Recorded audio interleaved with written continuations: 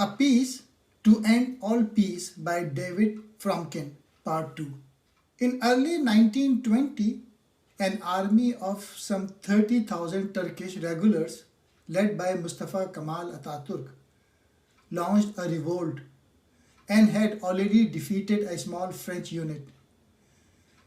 British officials had no prior knowledge of these growing rebel forces. In response, British powers took over the government in Constantinople and imposed martial law. After a grueling campaign, Atatürk managed to successfully push the Allied powers from the territory, which is now modern-day Turkey.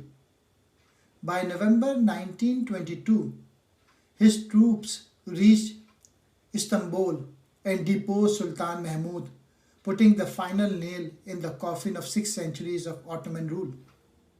After Britain had withdrawn from Syria in November 1919, a modified version of the Sykes-Picot Agreement was realized.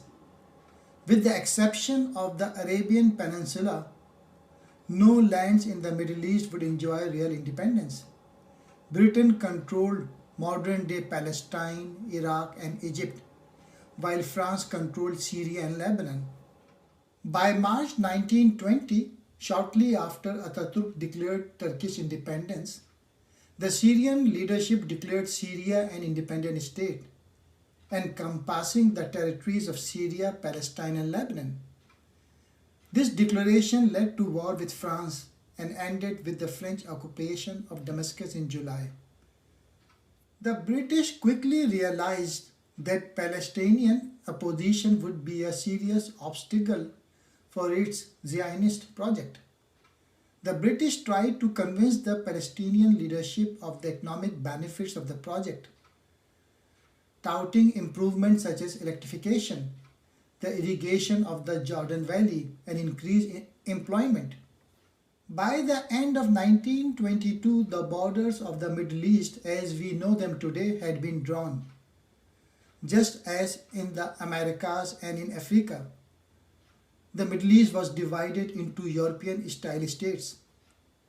The real question was, would these countries last?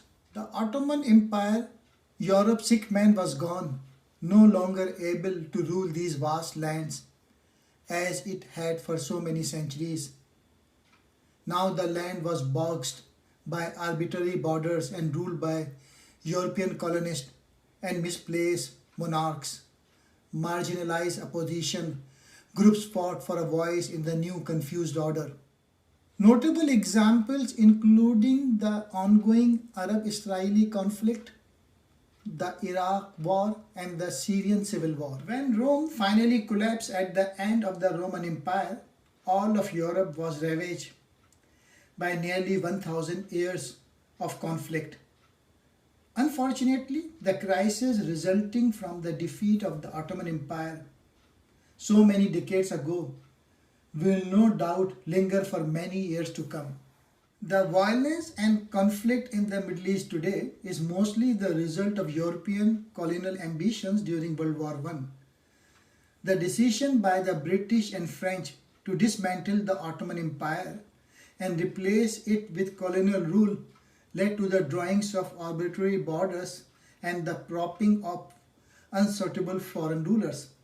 Just as the fall of Roman Empire resulted in centuries of European strife, the European destruction of the Ottoman Empire will undoubtedly inspire crisis in the Middle East for decades. A Peace to End All Peace is an invaluable resource for any scholar seeking to understand the World War I and its effects on the Middle East. The author looks at how international, intranational and intergroup conflicts all played out to ultimately tear apart the Ottoman Empire and create the states in the Middle East. This book shows how Westerners, Ottomans and Arabs plotted, schemed and blundered through a war that helped create the Middle East we know today.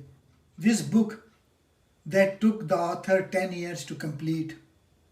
British policymaker imposed a settlement upon the Middle East in 1922 in which, for the most part, they themselves no longer believe. As Secretary Churchill in 1992 stated to the group of Palestinian Arabs that a national home for the Jews in Palestine will be good for the world, good for the Jews, good for the British Empire. After reading this book, one gets a good sense for the fundamentally condescending and sometimes just plain mistaken attitudes and policies of the Western powers toward the Middle East. The West made a mess out of Middle East when it redrew its map after World War I. So the main message of the book is that by 1922, European powers had partitioned the former Ottoman Empire into states and set up puppet regimes, drawing boundaries and imposing rulers while ignoring the wishes of those who actually lived there. Mecca and Medina was a territory that none of the great powers coveted. David Lloyd George later wrote that no one contemplated that foreign troops should occupy any part of Arabia. It was too dry a country to make it worth the while of any ravenous power to occupy as a permanent pasture.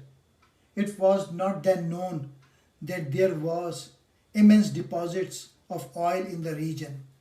The Balfour Declaration, 2nd November 1917.